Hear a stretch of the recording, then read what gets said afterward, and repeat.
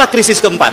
Inilah yang harus diperjuangkan dan saya sebagai warga negara ingin memperjuangkannya dan mengajak teman-teman di sini untuk ikut memperjuangkannya.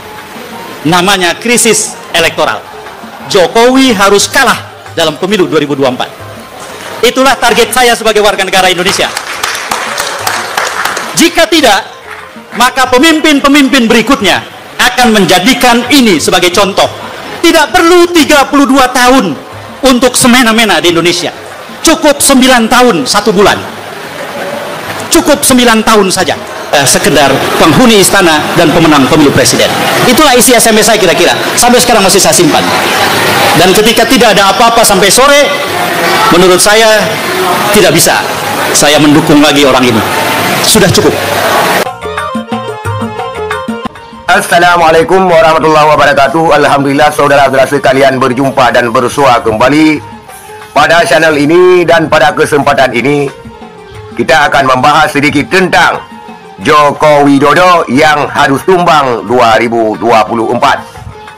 Target saya, Jokowi harus kalah pada pemilu 2024. Pertanyaannya, apakah Jokowi mencalonkan diri untuk 2024? Tentu tidak, saudara sekalian.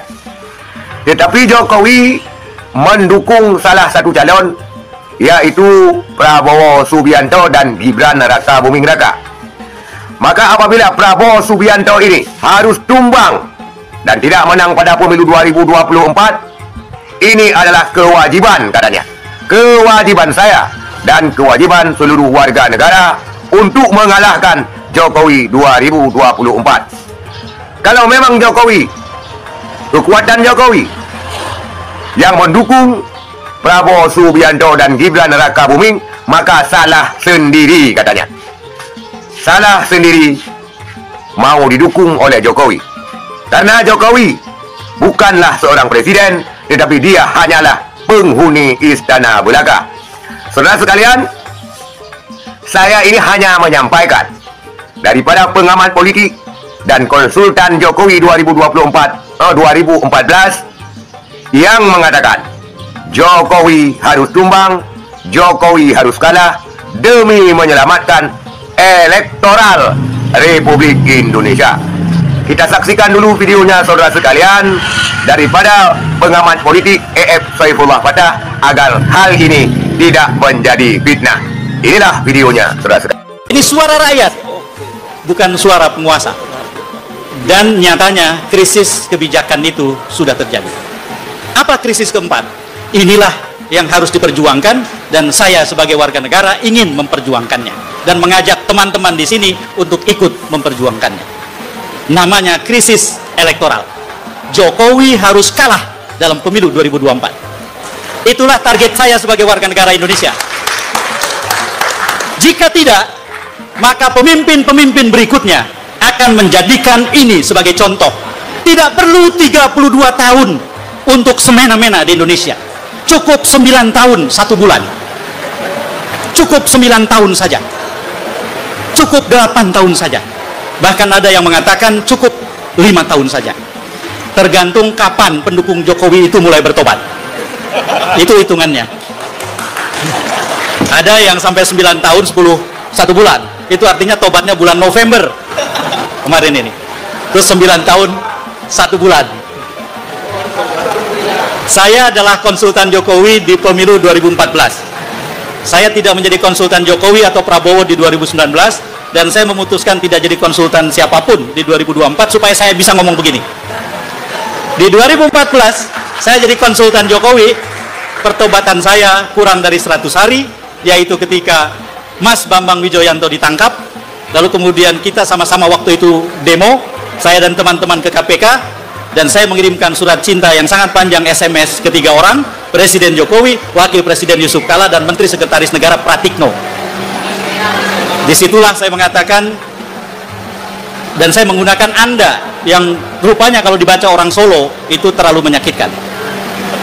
Saya tunggu Anda tidak hanya sekedar jadi pemenang pemilu atau penghuni istana.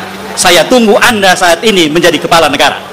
Menjadi kepala negara itu tidak cukup menjadi non partisan saja, tapi harus beyond partisan.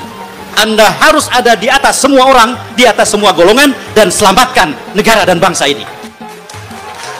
Saya tunggu sampai dengan siang dan sore. Anda harus berbuat sesuatu dalam krisis di KPK ini. Jika tidak, Anda sekedar penghuni istana dan pemenang pemilu presiden. Itulah isi SMS saya kira-kira. Sampai sekarang masih saya simpan. Dan ketika tidak ada apa-apa sampai sore, menurut saya tidak bisa saya mendukung lagi orang ini. Sudah cukup. Jadi buat saya usianya 100 hari kurang. Buat beberapa orang 9 tahun, 8 tahun, 5 tahun, dan seterusnya. Yang ingin saya katakan adalah krisis elektoral harus terjadi bukan untuk mengalahkan Jokowi titik, dan tidak ada sesuatu yang pribadi dalam urusan ini. Ini urusan bagaimana Indonesia, demokrasinya dan masa depannya tidak boleh ada dalam titik balik. Ini urusan di mana Indonesia harus menyelamatkan sesuatu yang sangat besar, lebih besar dari satu keluarga, apalagi satu orang. Ini urusan yang tidak ada kaitannya secara pribadi dengan Jokowi. Itulah dia, saudara sekalian, A.F. Saifullah Padah, yang dia menjadi konsultan Jokowi pada pemilu 2014, dan dia hanya bertahan 100 hari kurang. Kenapa demikian? Karena dinilainya Jokowi hanyalah sosok seorang pemenang pemilu dan penghuni istana kepresidenan, bukan presiden katanya. Sehingga dia cepat bertaubat. Maka saudara sekalian, untuk menyelamatkan bangsa ini, kata A.F. Saifullah Padah, tergantung kapan Jokowi tumbang, kapan kekuasaannya tumbang, dan kapan pendukung-pendukungnya taubat, saudara sekalian. Saudara sekalian bisa menangkap sendiri apa yang dibicarakan oleh A.F. Saifullah Padah terkait apa yang terjadi di negara Republik Indonesia daripada pelanggaran etika di Mahkamah Konstitusi dan amburadulnya hukum terhadap pencalonan daripada Gibran Raka Buming Raka. Inilah saudara sekalian, saudara sekalian bisa mengakses sendiri untuk lebih jelasnya di channel-channel YouTube yang ada terhadap ataupun terkait dengan pernyataan A.F. Saifullah Padah ini. Maka sekian saudara sekalian, terima kasih. Assalamualaikum warahmatullahi wabarakatuh.